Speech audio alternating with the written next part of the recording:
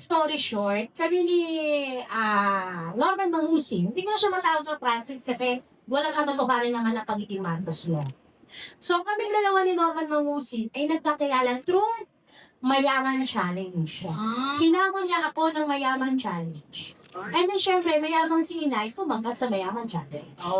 So nag-meet kami May 3, 2020. Last Sa Degrahi, last year. At since noon ay, dahil sa gusto ko yung konting pera na meron kami, pag binigay sa kanya, sinabi nga niya, kaksa ang bigas ang ipapalit niya. So it means, since May, ay nagbibigay na ako sa kanya as hiram. Hiniram niya. Nanghihiram siya sa akin. I have all documents na magpapatunay sa aking aligasyon na ito. So, May 19, nanulong siya sa NBI, kinaresto siya ng NBI, nagpatuloy pa rin yung magbibigay ko sa kanya kasi tinuring ko na siyang kapatid sa ikli ng panahon. Dahil ang tinignan ko, tulad ng tinignan ng mga taong nakuuto niya ngayon, ang pagtulog. Umalis ako, doon na tayo sa umalis ako ng December 9, 2020, kasi alam kong nagkakalokohan na. Ayoko lang malamasan pa ng pera. Ang sinabi ko lang sa kanya, ay hindi ng husband ko nung nagpaalam kasi hindi na ako sumama dahil nanamot ako eh. Ang sinabi lang ng husband ko sa kanya, baka sa April ay pwedeng mahulungan mo kami kahit konti kasi mag-birthday ang anak ko.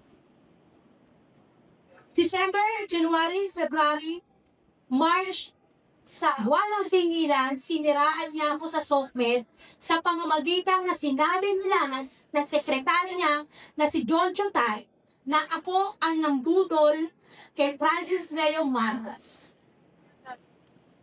They call me Lawlaw. They call me Madungis. Even my children. Yung tatlong kaino. Sinabihan nila. Napakasakit nitong araw na to kasi hindi ko alam na tarating kami sa puntong ganito eh. Nagtiwala lang naman ako sa isang tao na ang tinignan ko at akala ko pangkuko ang pamimigay niya. Ginawa ko itong presyo na to kasi ganito. Darating ang panahon at araw na itong punto ang mga anak kong mag-SOCMED at makikita nila ang paninira sa nanay nila. At least may ginawa ko para ipagtanggol ko ang pangalan ipamamalang ko sa mga anak ko. Ang ibinulong nila sa akin ay yung checking ni-release ni FLM noong unang sahod ng YouTube niya. And yes, talagang nakakuha ko ng cheque bilang kanyang hulog sa utang niya sa akin. Pero that is not enough. They just not stole my money, but they stole my dignity. Nakaisa-isang ipamamala ko sa mga anak ko. Marami pa pong biktima ang willing lumabas na ginawa ng same father ni Mangusin na tulad ng ginawa sa akin. Tumulong siya pero naninira siya ng buhay. Gusto ko mapalagin ang investigasyon kung sino nga ba talaga si Norman Mangusin. Gusto ko mapalawig at umantas pa ang investigasyon kung kanino ba talaga galing ang bamigan sa kanyang pinaninigan. Siya nga ba ang totoong pandemic hero? Tinuruan niya akong maging matapa.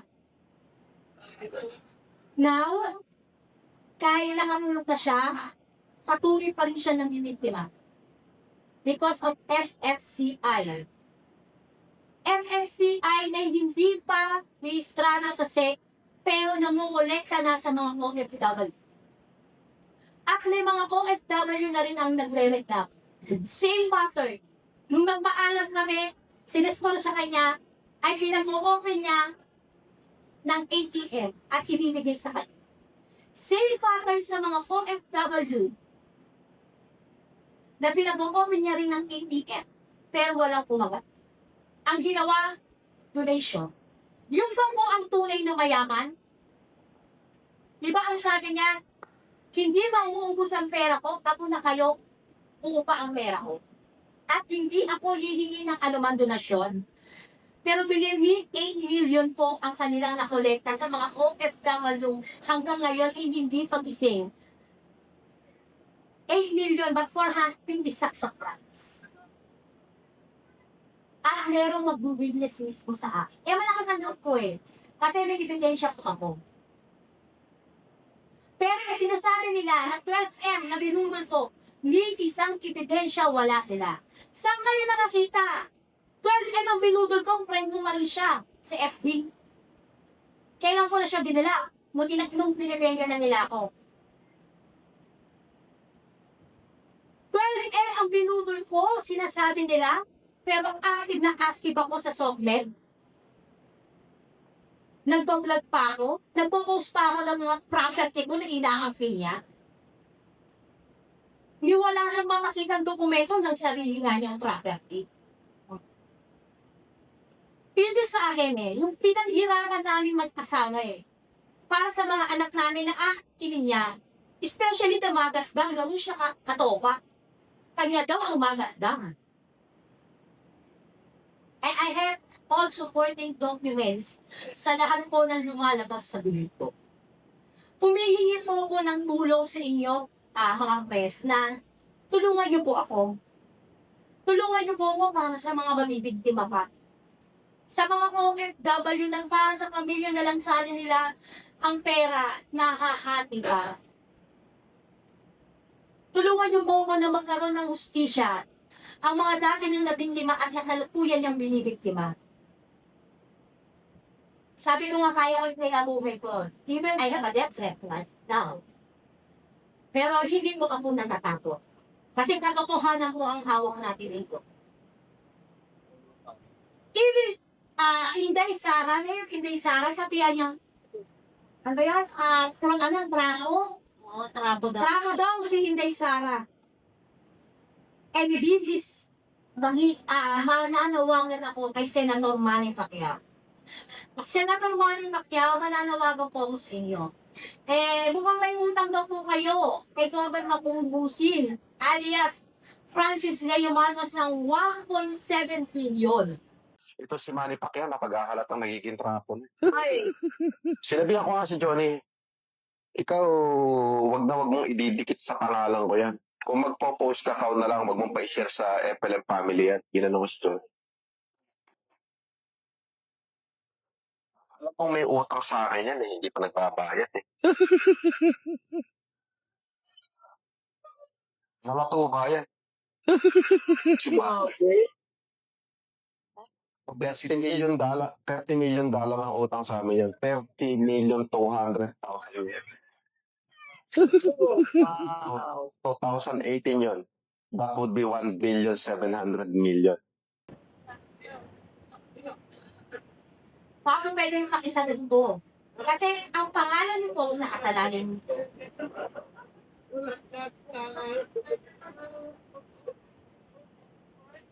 Ay, nako. Ang dami nang gusto sabihin ngayon Pero alam mo may proper forum sa iba pang sasabihin. And guys, you can ask question. Walang briefing ko, sasabihin ko straight.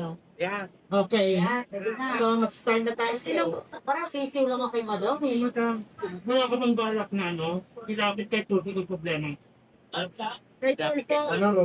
Wala ka bang balak ilapit kay Ano po, actually, balak ko talaga, wala namang tutulay. Kasi ang sistema, ang mangyayari, kailangan maangkumpaan ng segment producer, tama?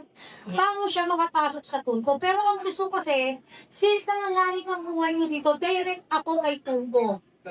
Na masating ko na sa kanya. Ayun. At napakita ang lahat ng ebidensya.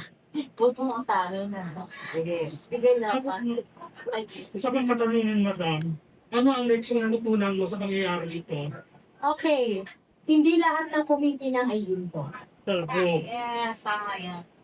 Hindi lahat ng uubusan mo ng pagmamahal, pangangalaga at pangunawa ay ibabalik sa iyo ng 100%. Kasi alam mo naman naman, medyo emotional nga natin nga. Hindi ko akalain na rin darating dito. Naningin lang naman ako ng ulam eh. Diba? Hindi ko nga sinabing bayaran mo na buo dahil ang sinabi ko lang, share ka na. Alam mo naman eh, hindi na naman kita. Pero dumating tayo sa puntong nag-focus pa siya sa mga vloggers na pirahin ako sa wall ko at i-content ako. At saludo ko ako sa 14 na vlogger na hindi siya sinunod dahil nakita nilang wala akong ginawang masama. 14 na vlogger na ngayon ginagawa nila ng pulungan sa Songbet dahil kasama mo sila ngayon. Ganun mo sila pawalang tiyan. Ang last question ko, Badang, ano ang mensahe mo sa mga tumidolo sa social media ng mga stalkers na kaya nila yun? Kasi sabi ko kanina, idol mo sila yun dati. Hindi naman nasikat ngayon, wala na. Pero anong mensahe mo? Nandun sa mga konti pang may halilihim na utak ako sinusuporta sa kanya. Yung mga na-benching pa yung utak eh, kasi nandun pa yung ano eh. I mean, yung benching kasi nandun pa, hindi pa natatanggal yung benching kaya sinusuporta pa. Mag-ingat ko ngayon. Kung nagawa sa akin, na itinuri ko siyang kapatid, magagawa na rin po niya sa iyan. Mag-ingat po kayo habang maaga pa, habang hindi pa po kayo sagad. Sa inyong pinansyal na sitwasyon, busy na po kayo. Dahil wala nung Francis Leo Marcos. Pero Norman Mangusin na nakakulong meron po. Na may mga kasong staka. May casual human writing. May casual alias. Meron. Pero Francis Leo Marcos, na anak daw siya ni Pacifico Marcos, at pumirma lang pala sa kanya, si Pacifico Marcos, at anak daw siya talaga ni Ferdinand Marcos, at sila ay daw ang hindi tagapagmana kundi siya, wala po. Pero Norman Mamusi, meron po. Fox po.